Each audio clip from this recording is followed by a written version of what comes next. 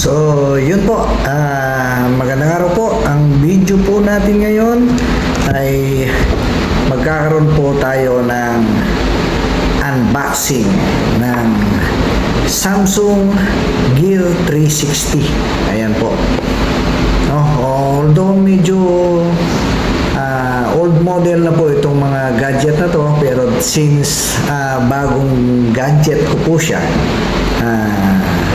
ipapakita ko po sa inyo yung unboxing niya. So, ito po ang Samsung Gear 360. Ayan po. Kung di po ako nagkakamali is nasa 2018 model po ito. Ayan.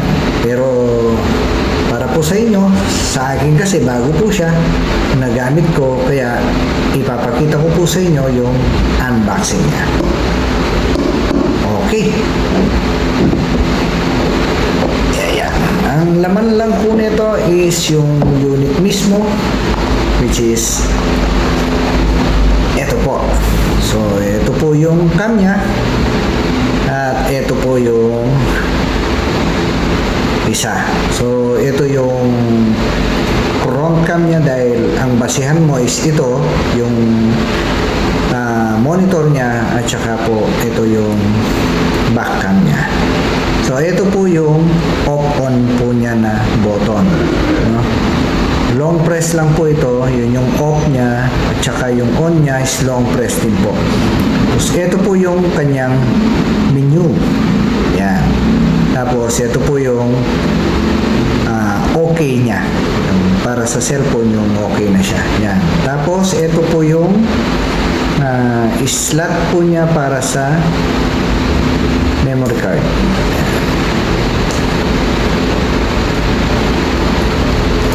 Ayan po. So, yan. Ayan po yung slot niya sa memory card. Ayan po. Ayan. Ito po yung para sa lalagyan po niya ng stick.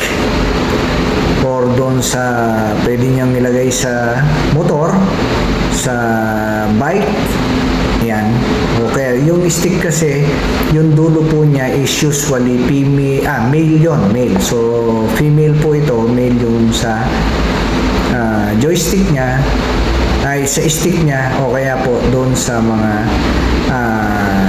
360 holder para sa mga motor. Yan. So ito po, kung nakikita nyo, no, yan, ang gamit po niyan is pwedeng paglagyan po nito. Ito. Yan. Pwede po siyang ilagay dito. Yan. Pwede po siyang itusok dito para pagka hawak nyo dito.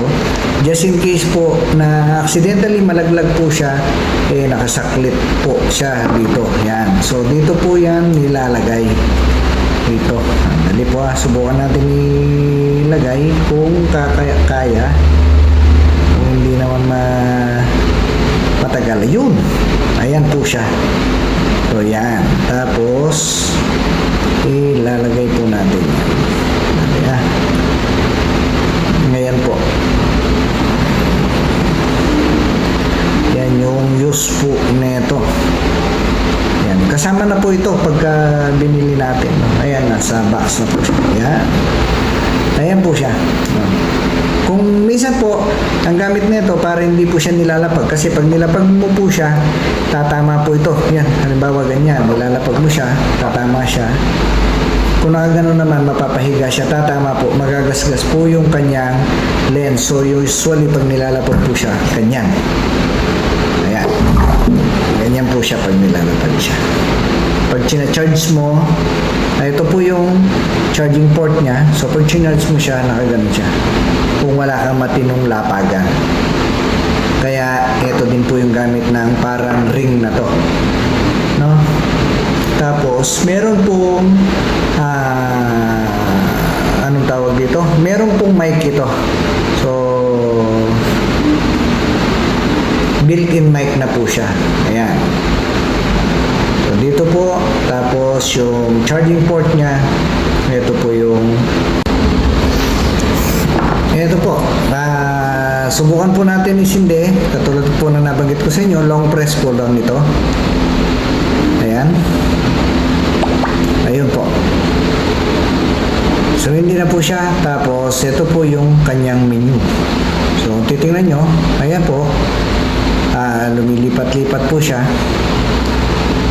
Ayan. Ayan. So, mamaya po, ipapakita ko po sa inyo na pwede siyang i-connect sa cellphone. So, magda-download lang po kayo ng apps ng Samsung Gear 360.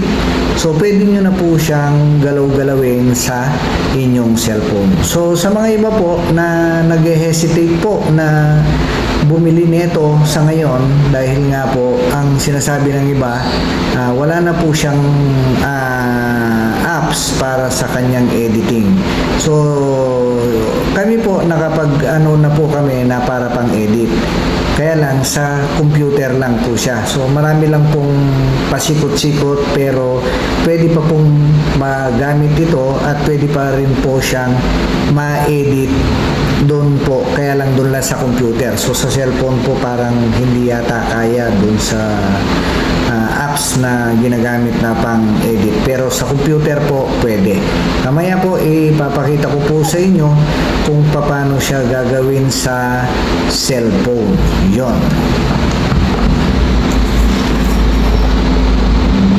Ito na po yung sinasabi ko sa inyo na iaano natin siya sa cellphone. Ayan po yung apps na dinownload po natin. Samsung Gear 360. Ayan po. Subukan po natin. Pindutin lang po natin siya. Ayan po. Tapos connect.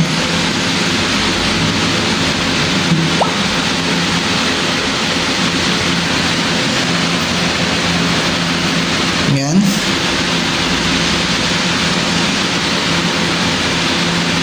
So ayan na po. Nakikita nyo po siya. Ayan.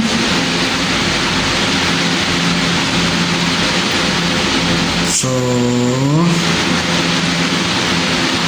ayan na po. Nagagalaw-galaw na po natin yung kanyang camera.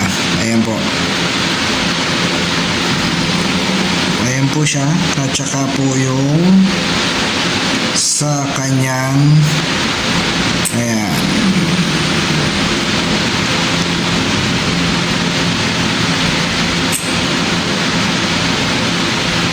So kung makikita po natin, pwede po siyang dual cam.